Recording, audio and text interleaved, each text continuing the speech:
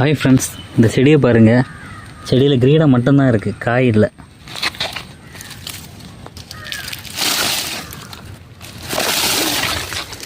வேரும் அந்த அளவு போடலை, லைட்டாக தான் வேர் இருக்குது. அதுக்கு முன்னாடி இது காய் வந்திருக்கு.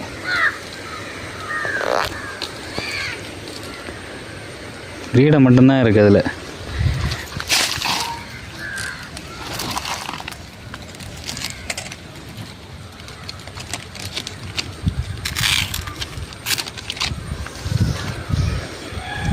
ஒரே ஒரு கன்று மட்டும் இருக்குது. இந்த கன்று ஒன்று தான் இருக்குது. வெறும் கிரீடம் மட்டும் உள்ள காய் தான். காயே இல்லை, வெறும் கிரீடம் தான்.